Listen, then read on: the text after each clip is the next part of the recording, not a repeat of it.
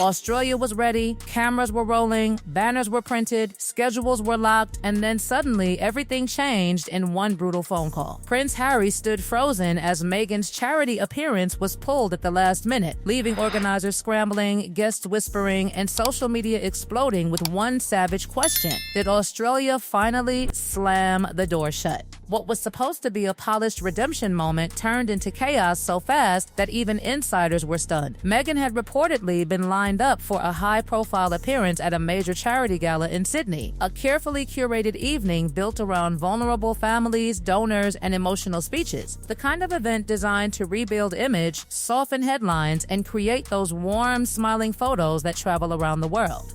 Clip, red carpet setup, ballroom lights, tables being prepared. Everything looked perfect on paper. Harry and Meghan arriving together, handshakes at the entrance, cameras catching Meghan comforting families, Harry speaking about service and compassion, the usual formula. But behind the scenes, tension had allegedly been building for days. Sponsors nervous, organizers uneasy, questions over security, questions over press control, questions over whether the event was about charity or branding. Then came the message no one expected. Meghan would not be attending. No soft rollout, no smooth explanation, no carefully staged statement, just panic, calls flying, staff rushing between rooms, seats being rearranged, name cards quietly removed. One source claimed some guests only discovered the change when they noticed Harry arriving alone. And that entrance, people say it told the whole story. Harry walked in smiling, but it was the kind of smile people wear when they know disaster already happened in the car outside. Tight jaw, quick nods, eyes scanning the room, trying to look composed while whispers move table to table like wildfire.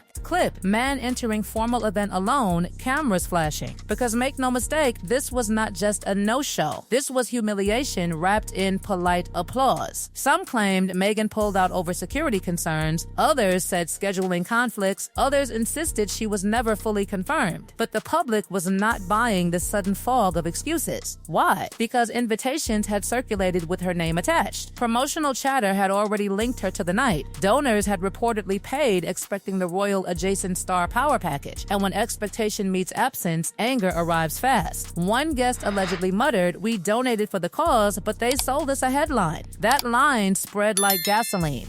Australia has a reputation for being direct, and that directness came roaring back. Comment sections filled within minutes. Radio panels mocked the chaos. Social feeds asked whether this was another attempt to use charity for image repair that collapsed before the cameras could roll. Meanwhile, Harry had a room full of people staring at the empty space beside him. That may have been the cruelest detail of all. At formal events, couples become visual symbols. 2 chairs, 2 glasses, 2 names. When only one arrives, the absence becomes louder than any speech.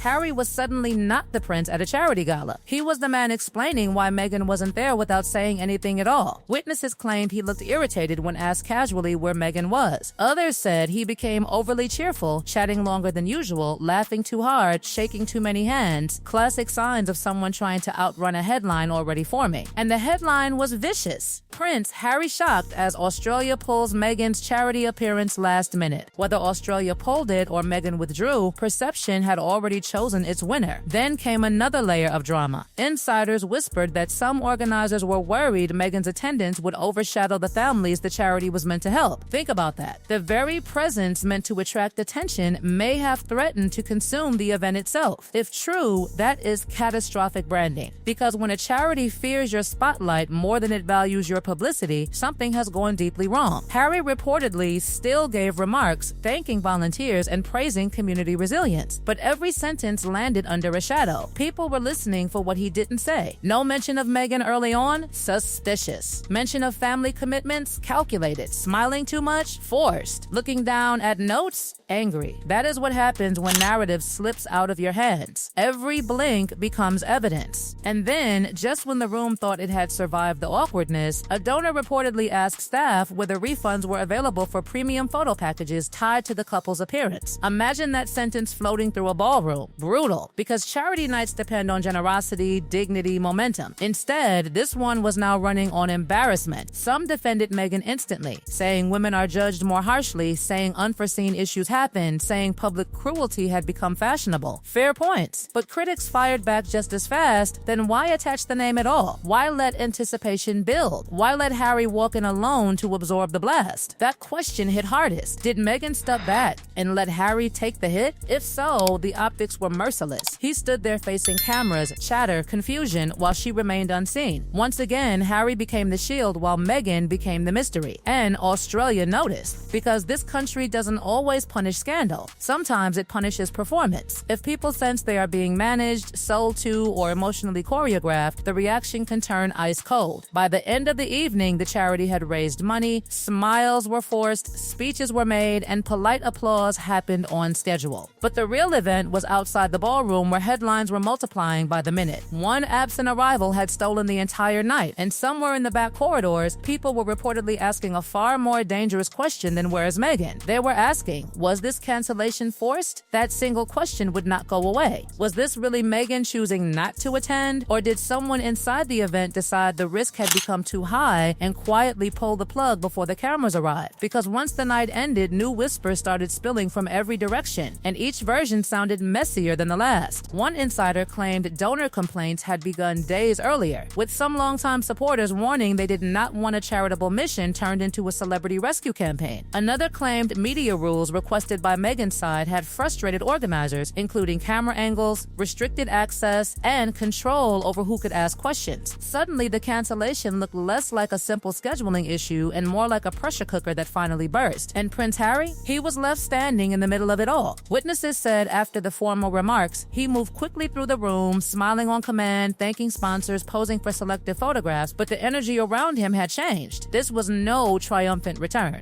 This was damage control in a tailored suit. People noticed he kept glancing toward entrances, toward staff, toward his phone, as if expecting an update that never came. Then came the speech everyone expected would calm things down. Instead, it deepened the mystery. Harry reportedly spoke about service, compassion, and showing up even when times are difficult. That phrase instantly detonated online. Showing up? People heard it as a pointed message. Was he talking about charity work? Was he talking about Meghan? Was he sending a signal that he had been left to handle the fallout alone? In gossip storms, vague lines become weapons, and this one cut fast. Within hours, commentators were dissecting body language frame by frame. Harry's smile too brief, his shoulders tense, his laughter delayed, his exit abrupt. Even neutral moments became suspicious because the night had already been branded a snub. Once that label sticks, everything feeds it. But the deepest sting came from the public mood in Australia. It was not outrage, it was mockery. And mockery is far harder to recover from than criticism. Criticism can be debated.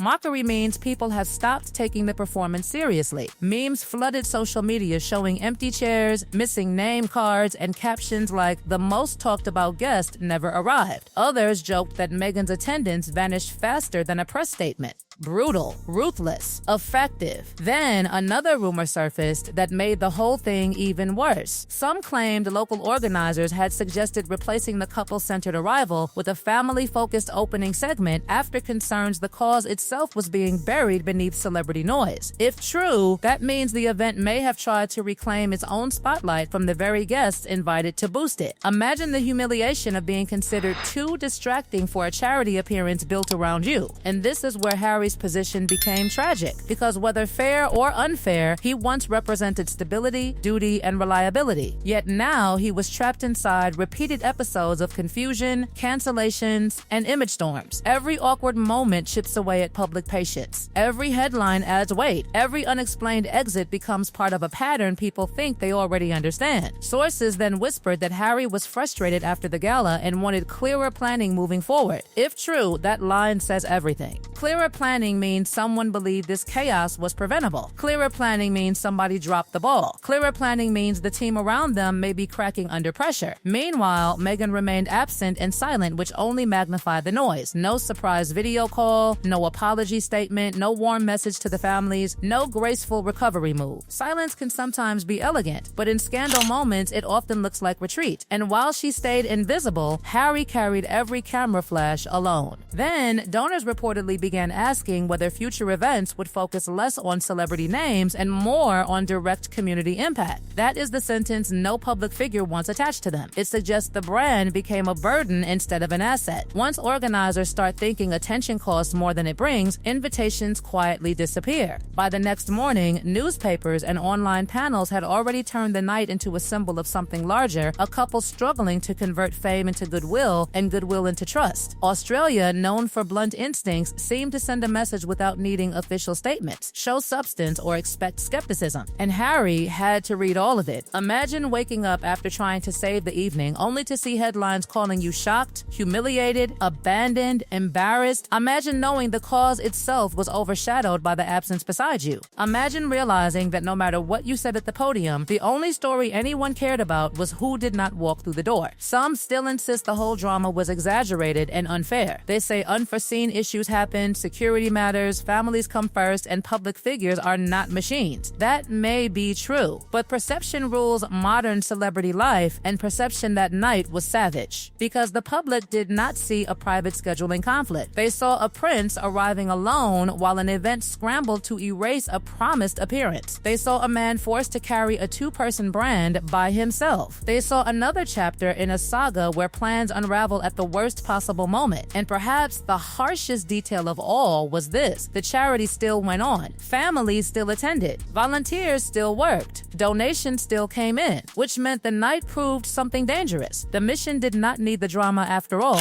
That realization can end invitations faster than scandal ever could. So when the lights went out, tables emptied, and staff packed up banners that suddenly looked awkward, one question hung in the Sydney air heavier than all the rumors combined. If Meghan's name creates headlines, but her absence creates even bigger ones, how long before organizers decide neither is worth the risk? Neither is worth the risk. Neither is worth the risk. Neither.